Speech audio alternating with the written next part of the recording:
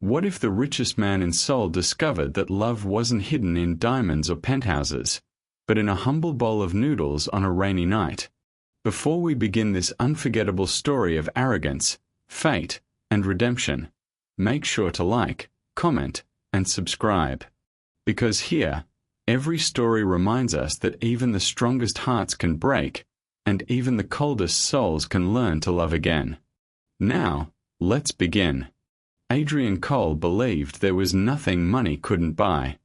At 34, he was the CEO of Cole International, a global tech empire built from precision, perfection, and power. People admired him, envied him, and feared him, all at once.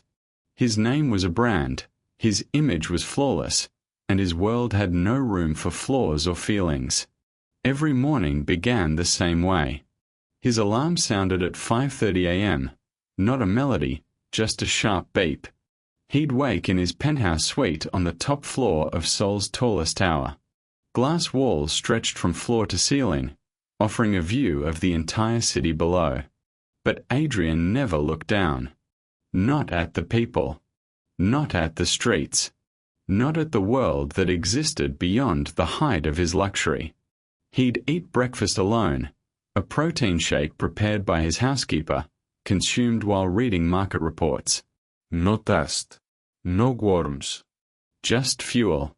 His assistant, James, would arrive by 6:30 a.m. with the day's schedule printed on cream-colored paper. Meetings. Conference calls. Investor dinners. Photo ops. Every minute accounted for. Every interaction calculated. "Mr. Cole," James would say nervously, "the board wants to discuss the merger." "Tell them I'll review it when I have time," Adrian would reply without looking up. He never raised his voice. He didn't need to. His silence was enough to make grown men stumble over their words. In the office, employees parted like water when he walked through. "Good morning, Mr. Cole," they'd whisper, but he rarely acknowledged them. He wasn't cruel, just absent, as if they existed in a different dimension from his own. His world sparkled with imported marble, designer furniture, and modern art that cost more than most people earned in a lifetime. Everything around him gleamed. Yet nothing ever felt alive. At night, he'd return to that same glass tower.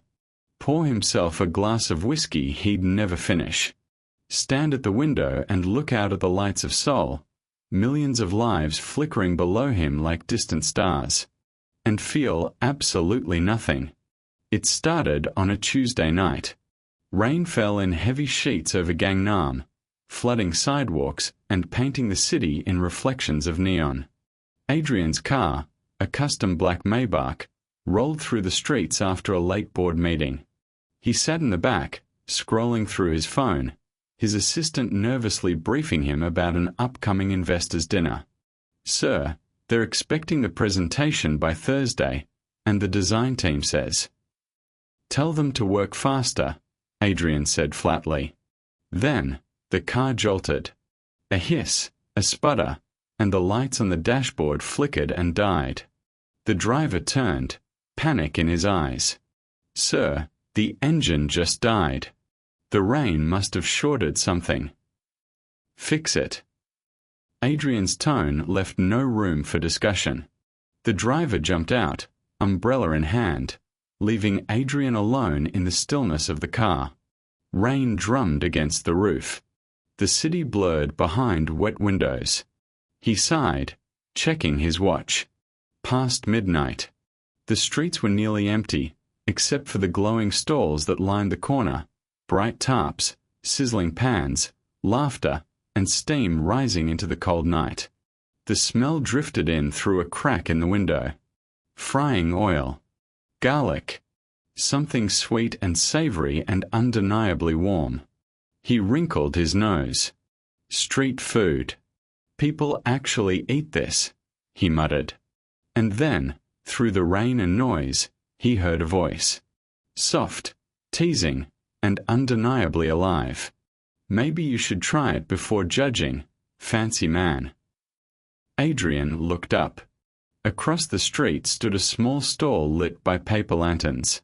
Behind the counter was a young woman, apron tied loosely around her waist, hair tucked into a messy bun that was losing its battle with the humidity. She held a ladle in one hand, pointing it at him like a challenge. Her eyes sparkled with humor. "You look like you could use something warm.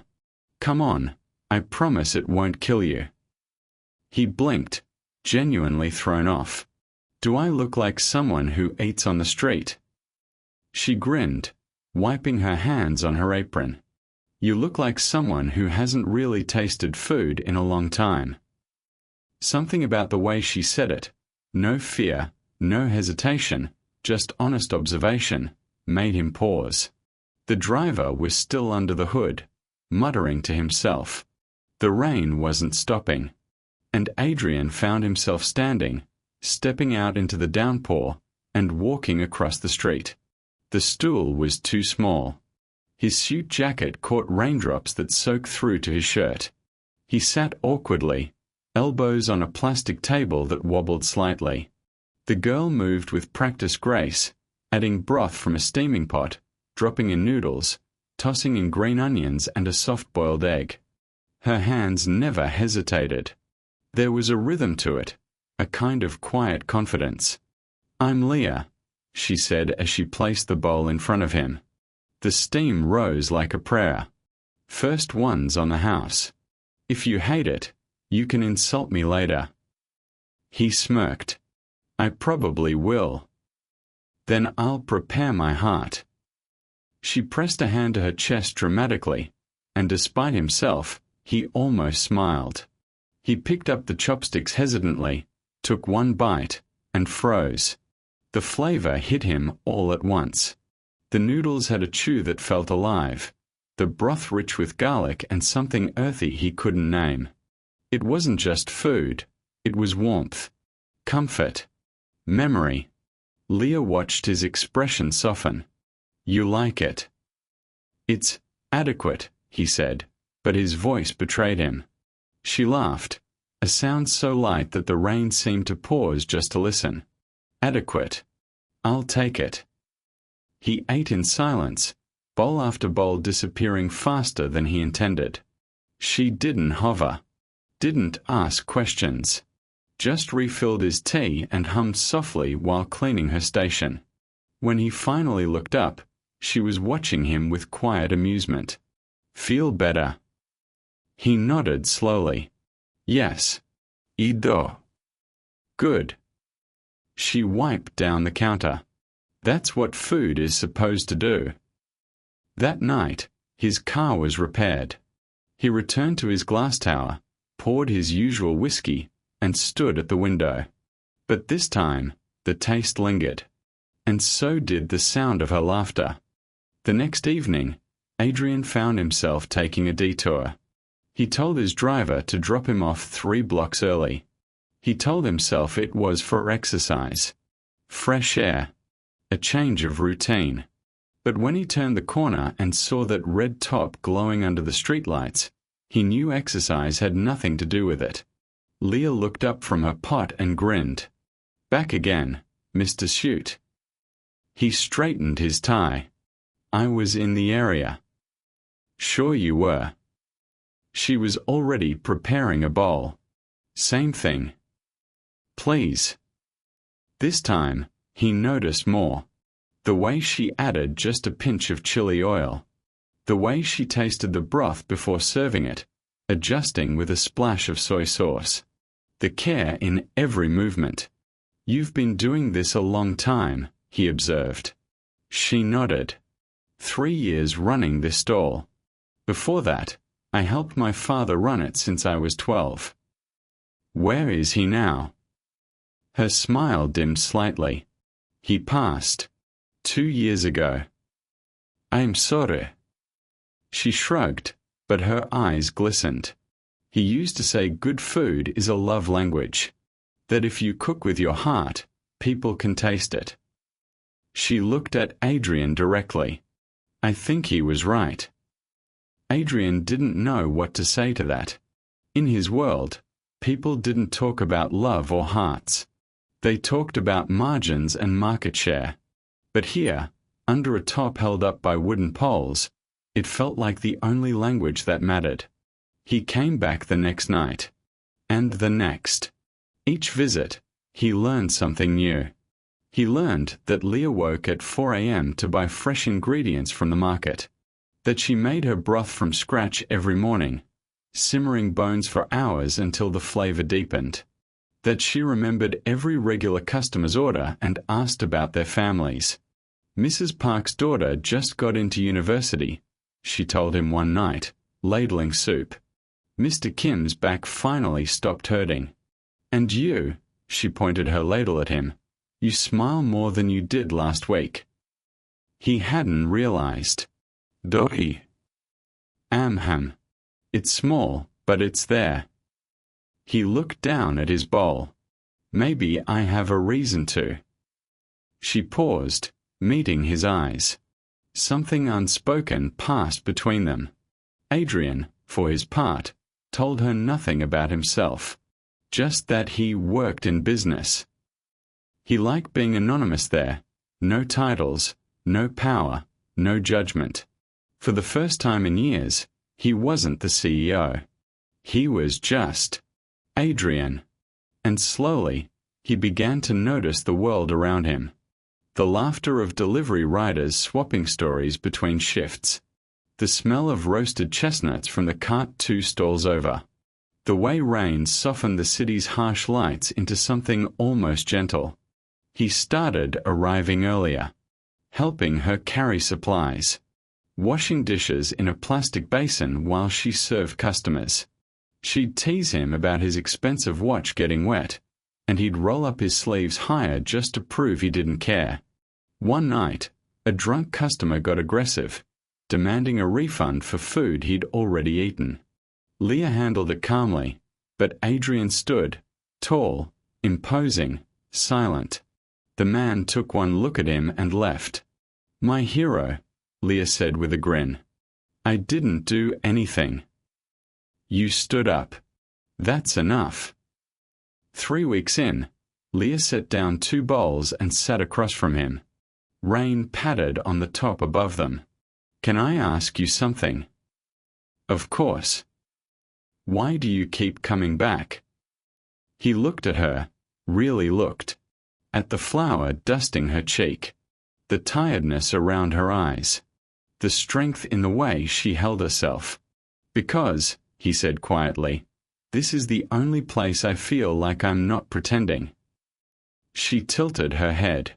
Pretending to be what? Someone who matters. She reached across the table, her hand brushing his. "You matter here." And in that moment, beneath a top in the rain, surrounded by the smell of garlic and ginger, Adrian Cole felt something he hadn't felt in years. He felt seen. It happened on a Saturday night. The stall was busier than usual. Weekend crowds, couples on dates, students grabbing late-night snacks. Adrian sat in his usual spot, sleeves rolled up, helping Leah wash bowls in a basin of soapy water. She laughed at something he said, and he grinned back, a real, unguarded smile. Someone snapped a photo. By morning, it was everywhere. Billionaire CEO's secret life, Adrian Cole spotted at street food stall. From boardrooms to back alleys, Cole International's leader caught slumming. Who is the mystery woman? Cole's late-night affair with street vendor. The photo showed them laughing together, his hand near hers, both of them looking happy. By noon, reporters swarmed Leah's stall. Cameras flashed. Microphones were shoved in her face. "How long have you been seeing Adrian Cole? Did he pay you to keep quiet? What's it like dating a billionaire?" Leah stood frozen, unable to answer. Customers stopped coming. Some stared. Some whispered. A few even laughed. One woman said loudly to her friend, "Can you imagine?" Thinking she had a chance with someone like him. Leah's hand shook as she tried to prepare food. But the orders stopped coming. By evening, the stall was empty except for the reporters who'd finally left. She sat on her stool, apron still on, and stared at the cold pots. That night, Adrian arrived to find her packing up.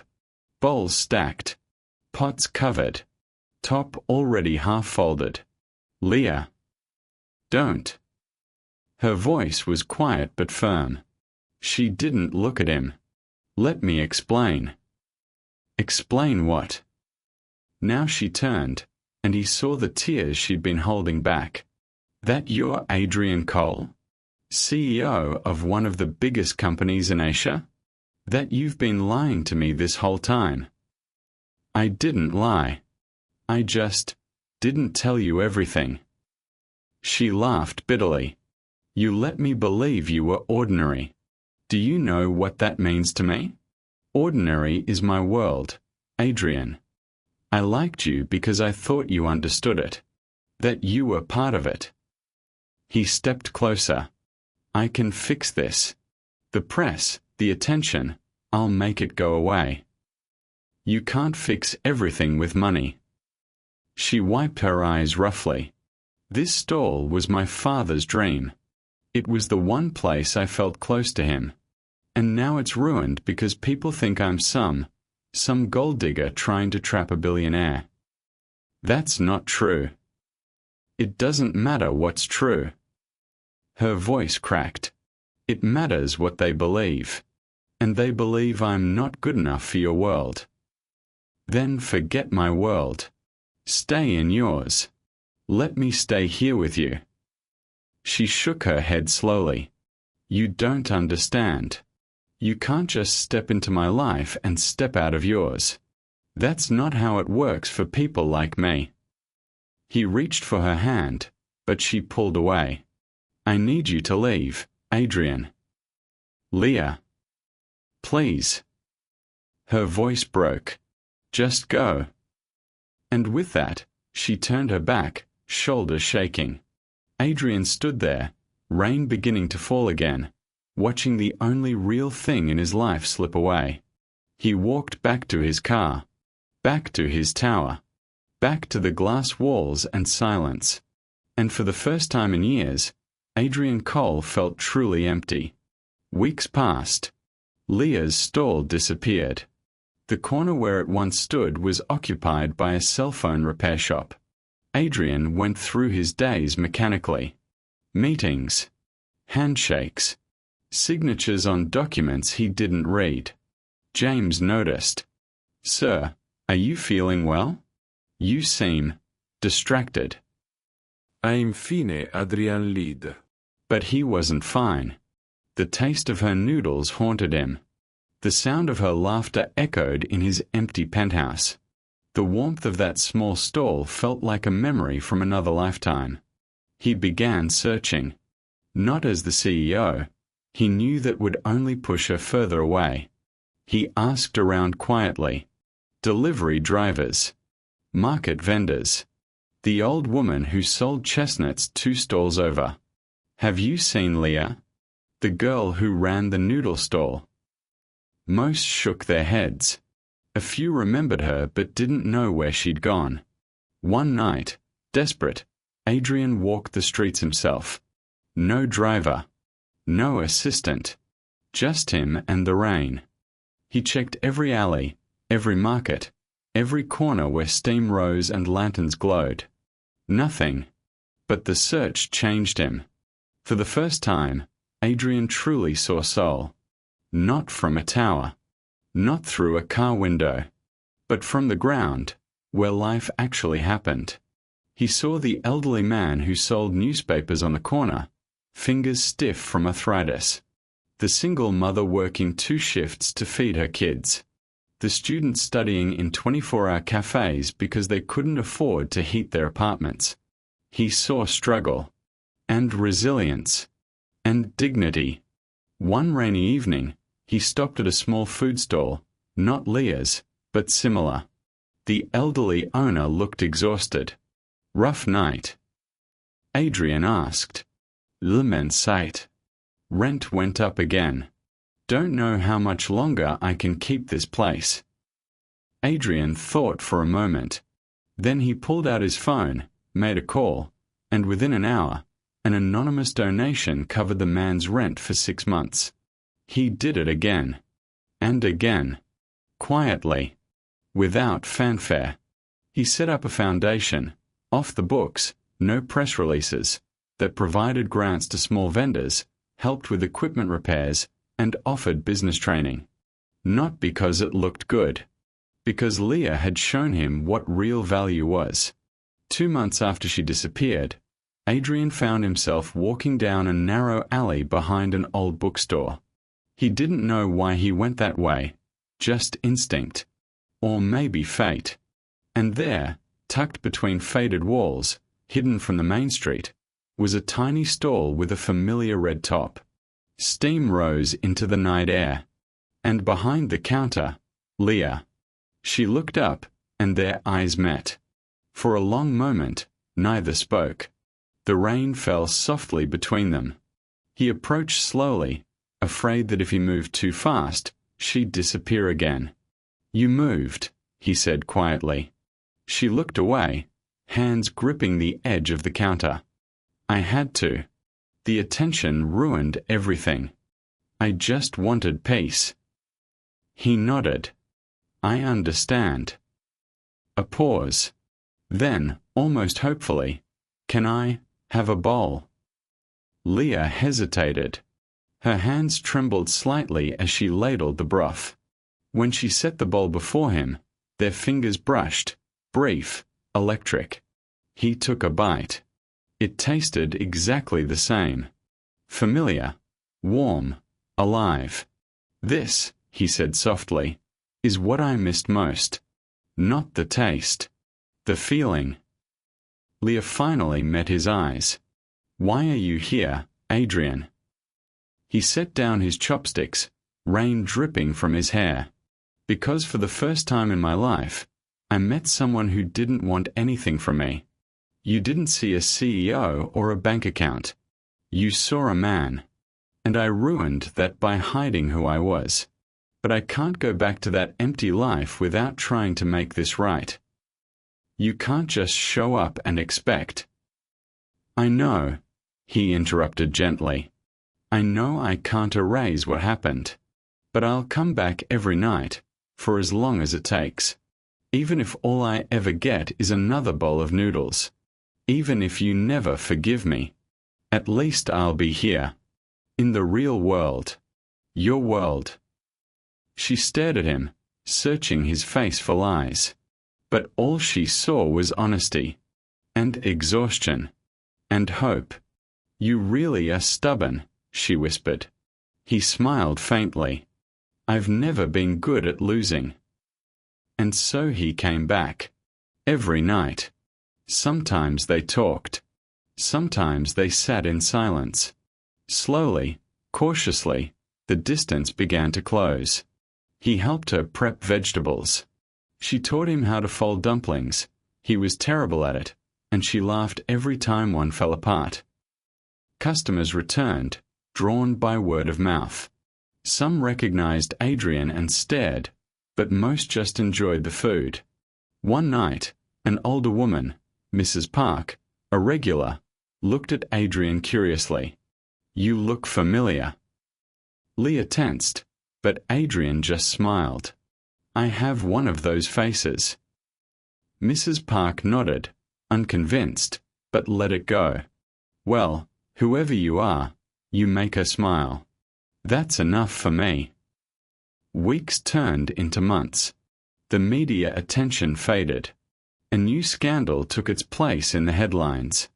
And in a hidden alley behind a bookstore, under a red top lit by paper lanterns, something fragile began to heal. One night, Leah closed early. She sat across from Adrian, 2 bowls between them. "I looked you up," she admitted. He froze. And I saw everything. The foundation you started. The vendors you've been helping. All anonymous, all quiet. She paused. "Why didn't you tell me?" Because I didn't do it for credit. I did it because you showed me that value isn't measured in stock prices. It's measured in the lives we touch. Tears welled in her eyes. You didn't have to. Yes, I did. He reached across the table, taking her hand. You changed me, Leah. You made me want to be better. Not richer or more powerful. Just better. She squeezed his hand. I was so angry at you. You had every right to be. But I also missed you. Her voice broke. Every single night. He stood, moving around the table. She stood too, and before either could think, they were in each other's arms. I'm sorry, he whispered into her hair. I'm so sorry. I know, she whispered back. I know. And under the same red top that once sheltered their first meeting, they kissed for the first time. The rain outside fell softly, as if blessing their beginning. 6 months later, the newspapers wrote new headlines. Cole International launches initiative for small business owners. Adrian Cole's surprising philanthropy, helping those in need. But the story behind the story was never printed. Because the truth was simpler than any headline could capture. Love had humbled a king. And in losing his pride, Adrian Cole found his heart. These days, if you walk through a certain alley behind an old bookstore, you'd find a small noodle stall lit by paper lanterns. And if you looked closely, you'd see a man in rolled-up sleeves, washing dishes beside a woman who laughed like music. They'd expanded slightly, added 2 more tables, hired a part-time helper. But the food tasted the same. Warm, honest, made with care. Adrian still ran Cole International. But now he left at 6 p.m. sharp, no matter what. The board adjusted. His assistant stopped looking so nervous. And every evening, he'd walk to that alley, take off his suit jacket, roll up his sleeves, and help the woman he loved serve food to people who needed it. Some customers recognized him. Most didn't care. They just knew the noodles were incredible and the couple who ran the stall seemed genuinely happy. One night, an older man asked Adrian, "What made you give all this up? The fancy life, I mean." Adrian looked at Leah, who was serving a young couple with a smile. "I didn't give anything up," he said. "I found what I was missing." The man nodded thoughtfully. "Love." "Love," Adrian agreed. "And noodles." They both laughed. Because sometimes, the most expensive lessons are taught by the simplest things. A smile. A bowl of noodles. A girl unafraid to speak her truth. And every night, when the lights of Seoul glittered beneath the skyline, you could still find them there, side by side, laughing together, tasting the life he almost missed. If this story touched you, don't forget to like, comment, and subscribe. Tell us in the comments, do you believe love can come from the most unexpected places? Have you ever found something precious in the simplest moment? Because on this channel, we tell stories that remind us that no matter how high you climb, love can still find you in the most ordinary of moments. We believe that everyone deserves a second chance. That pride can be set aside. That hearts can heal. And that sometimes, one bowl of noodles can change everything. Thank you for being here. Thank you for listening. And remember, the best things in life aren't always found at the top of the tower. Sometimes, they're waiting for you under a red top, in the rain, served by hands that know how to turn food into love. Stay tuned for our next story. Until then, may you find warmth in unexpected places, and may your heart always remain open to the beautiful surprises life has to offer.